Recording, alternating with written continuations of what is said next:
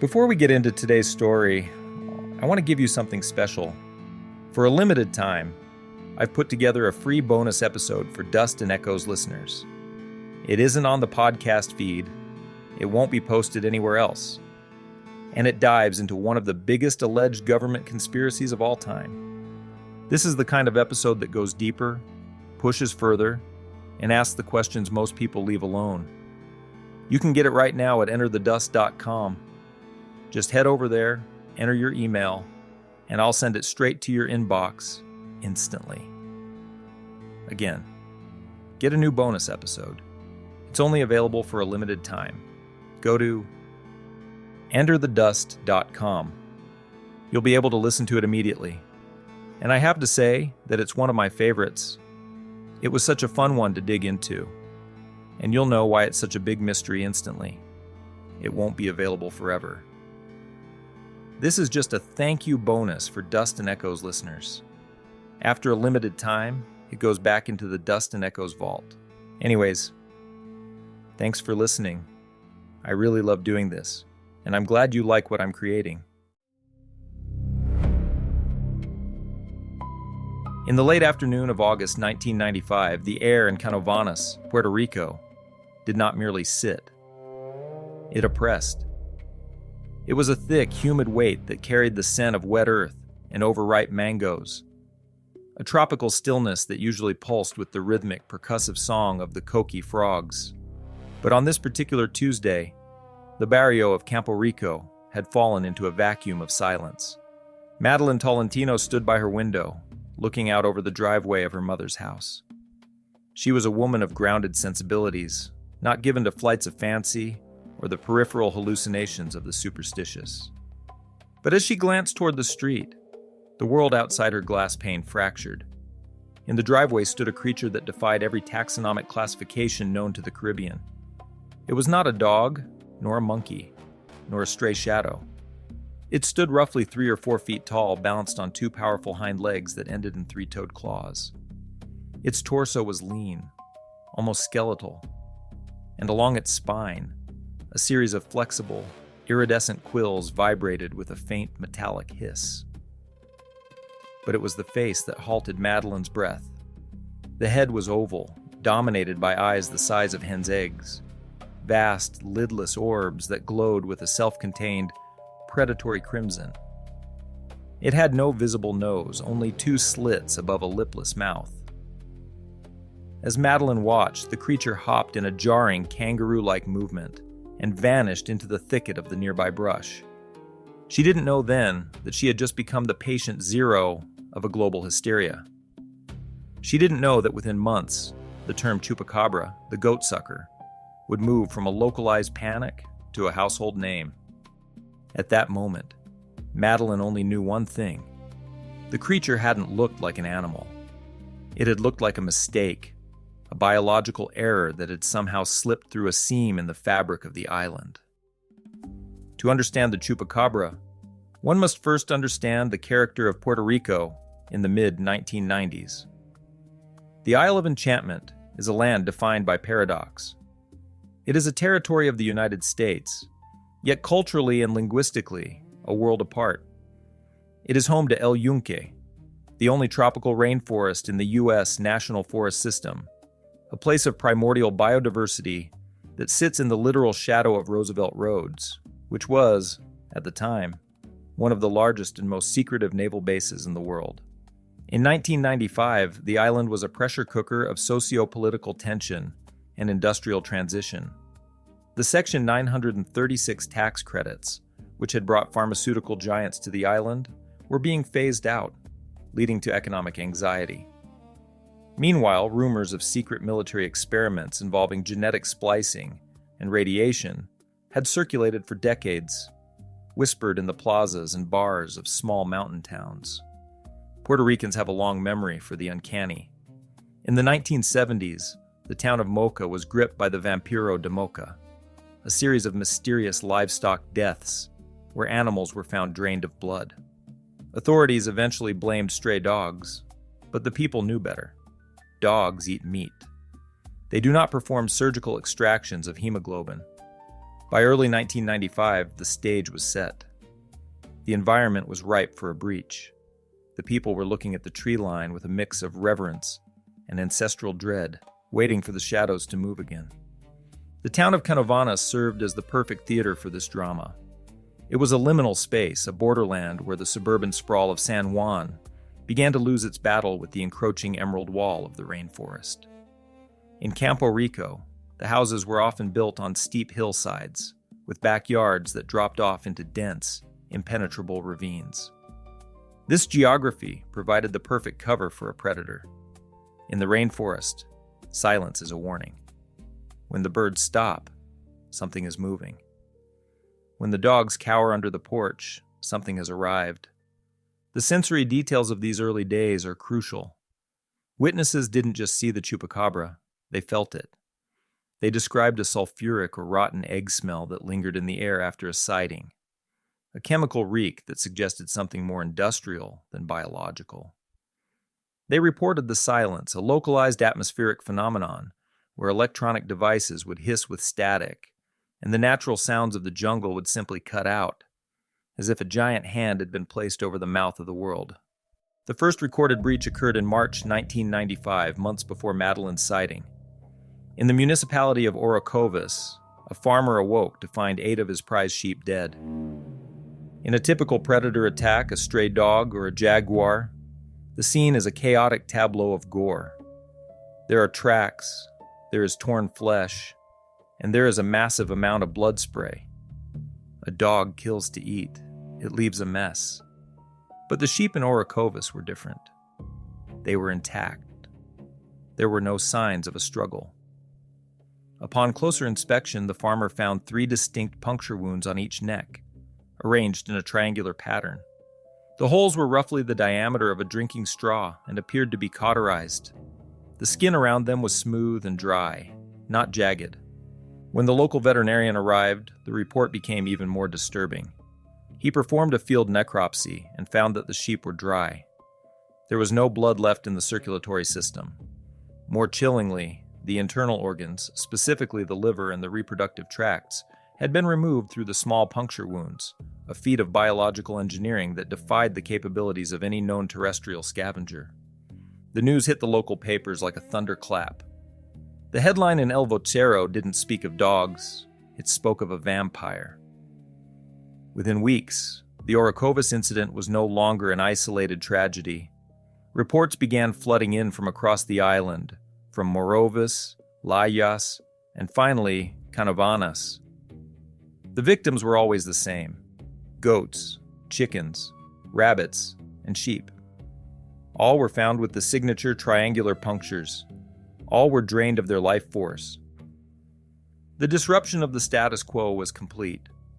The before, a time when the rainforest was just a place of beauty, and the military was just a distant neighbor, was gone. The island was now the hunting ground for something that didn't follow the rules of the food chain. As the body count of livestock climbed into the hundreds, the fear began to mutate. If it could kill a goat with such clinical precision, what was stopping it from coming through the window of a nursery? The Chupacabra was no longer a myth. It was a forensic reality. And for Madeline Tolentino, staring out at the red-eyed shape in her driveway, it was a neighbor. By the autumn of 1995, the Chupacabra was no longer a matter of fringe interest. It was a matter of public safety.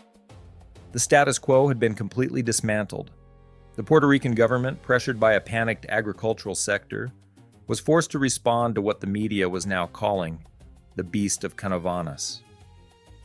The initial investigation was led by local police and civil defense officials, but the atmosphere was far from standard crime scene protocol.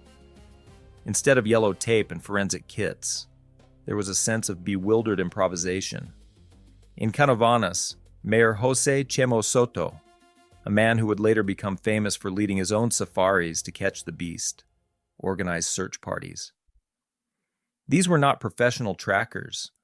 They were terrified farmers and local volunteers armed with machetes, flashlights, and the desperate hope that they wouldn't actually find what they were looking for. The procedural data collected during this period was a mess of contradictions. Police reports from the time described black, oily fluid found at the sites of the kills, but when samples were sent to labs, the results were often inconclusive, or the samples deteriorated before they could be properly sequenced. This is the first thicket in our narrative, the moment where the machinery of modern science begins to grind against the grit of an impossible reality. As the investigations deepened, the evidence didn't clarify, it curdled. The most disturbing aspect was the surgical precision. In a typical predator attack, the victim is ripped apart. In the Chupacabra kills, the drainage was nearly total. Veterinarians on the island, such as Dr. Carlos Soto, noted that the carcasses were not only bloodless, but that the blood had been removed without the typical clotting one would expect from a jagged wound. It was as if a vacuum had been applied to the animal's entire circulatory system. Then came the high strangeness details, the facts investigators tried to suppress because they made the case look like a science fiction script rather than a biological study. Multiple witnesses, including a police officer in the town of Ladas, reported that the creature appeared to shimmer or change colors. It wasn't just camouflage. It was as if the creature's skin was a screen projecting the environment behind it. Whenever a breach occurred, a pervasive, nauseating smell of sulfur and ozone hung in the air. This is a classic hallmark of high strangeness events, often associated with UFO sightings, suggesting that the creature wasn't just a biological entity, but one that left a chemical footprint of displacement. Perhaps the greatest behavioral red flag was the effect on domestic animals. Before a sighting, neighborhood dogs wouldn't bark. They would cower, whimper, and in some cases, suffer sudden, unexplained seizures. This suggested the presence of infrasound, low-frequency sound waves capable of inducing nausea, dread, and paralysis in both humans and animals. To calm the public, experts were brought in. This is where the narrative introduces its primary red herrings, the rational explanations that required more imagination than the monster itself.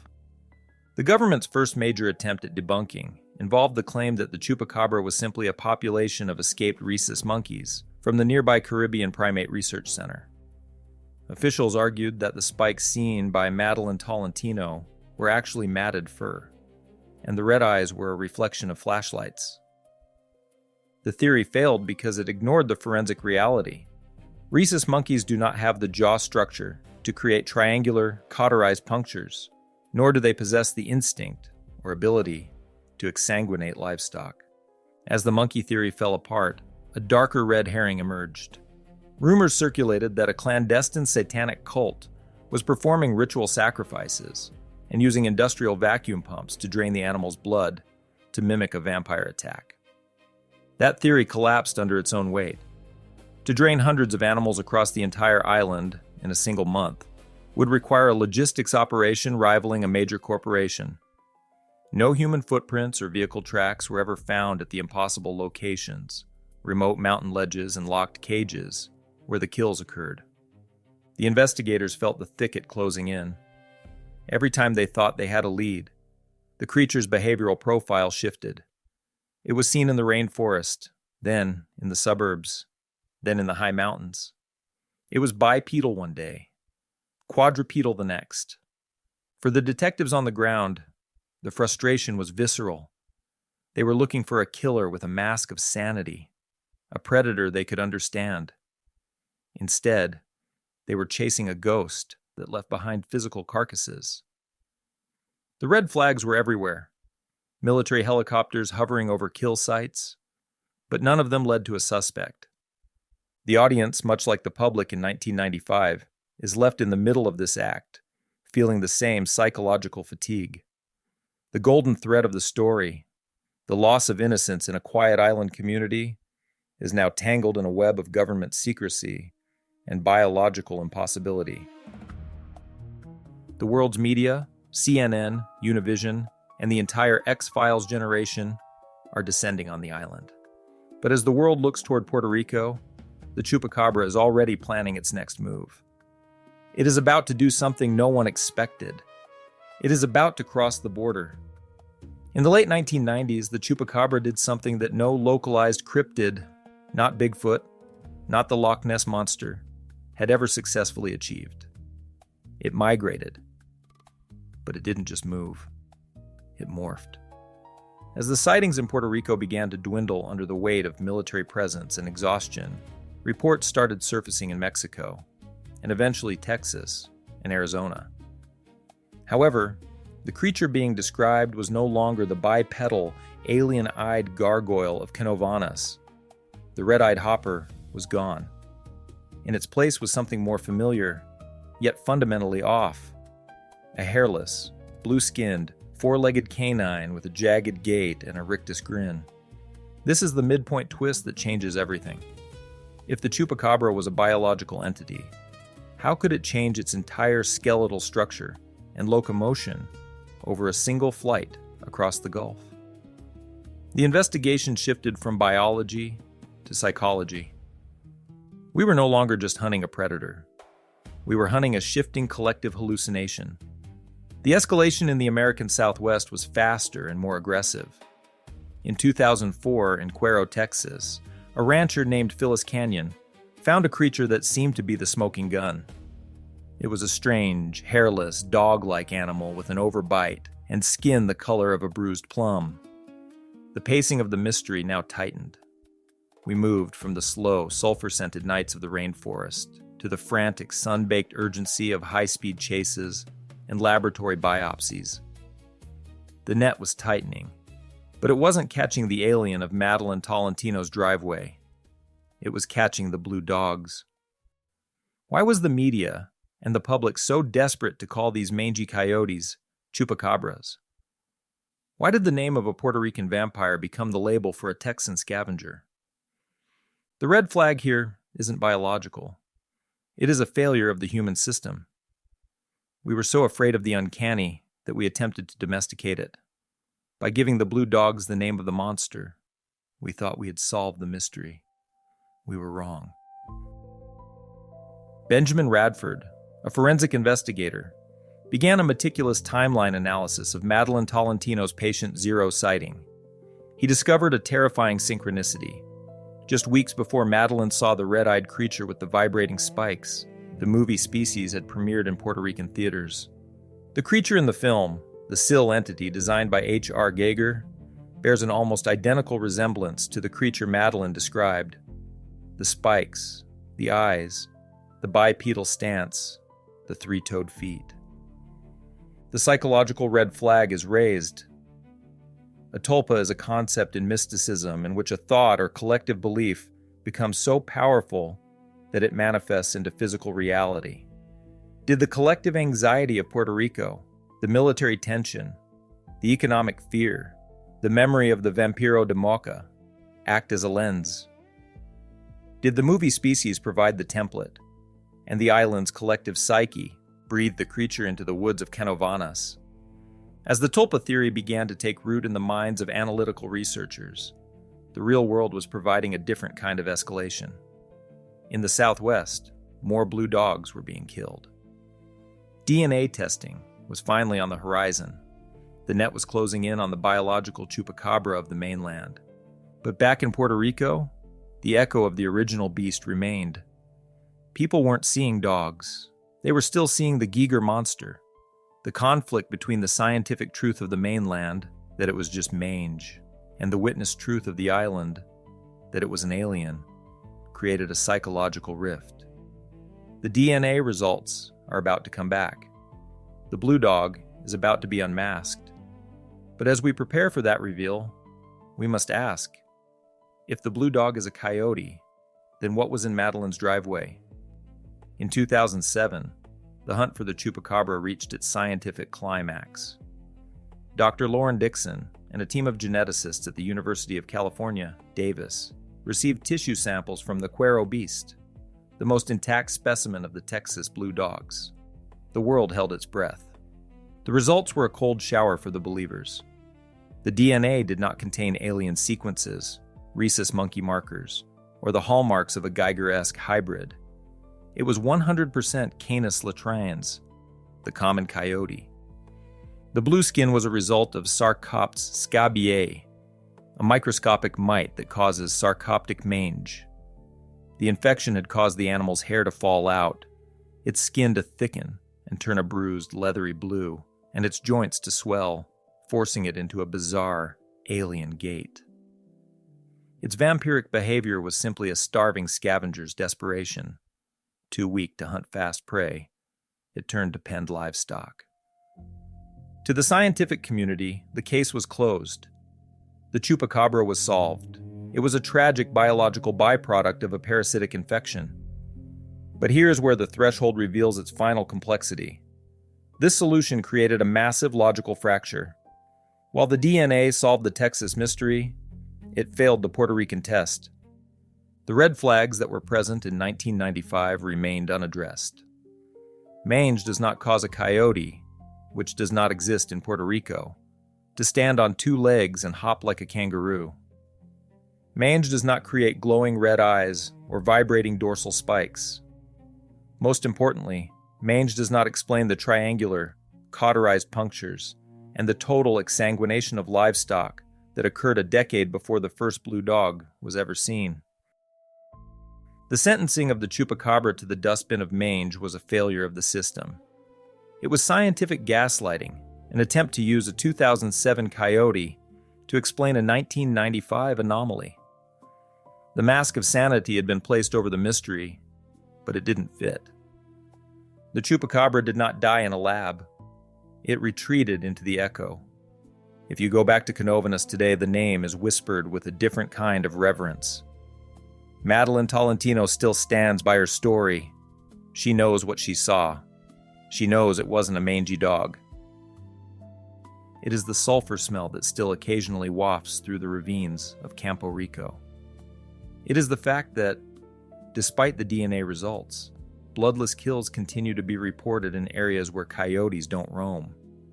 The Chupacabra's legacy is not found in a museum or a biology textbook. It is found in the way we look at the threshold. We want the world to be categorized. We want the coyote to have mange. We want the vampire to be a movie character. But the echo tells us that reality is more fluid than our smart devices and DNA sequencers would suggest. The scars on the community of CANÓVANAS remain. The fear of the red-eyed hopper hasn't faded. It has simply gone dormant. The Chupacabra reminds us that we are not the masters of the liminal. We are merely observers.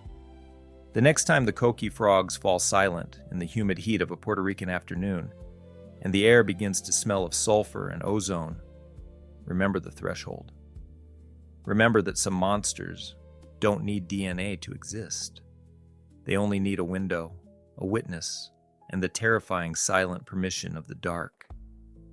The goat sucker is still out there. It just isn't hungry for blood anymore.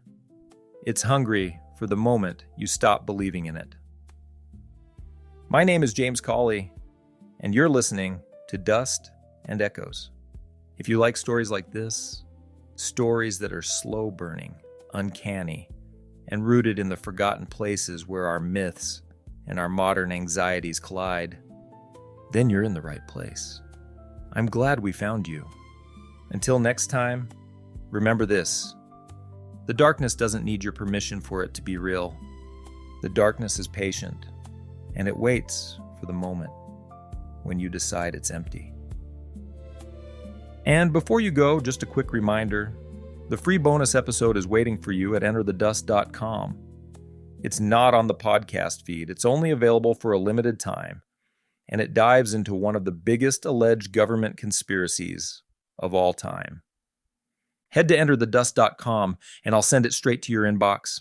Make sure to check your all mail and junk folder, because sometimes lost emails are the biggest mystery.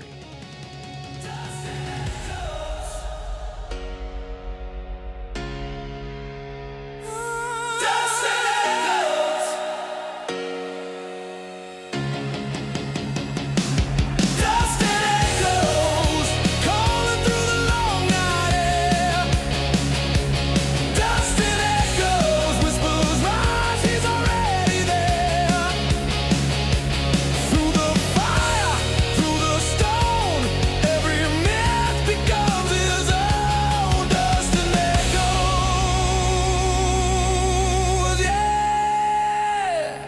dust and echo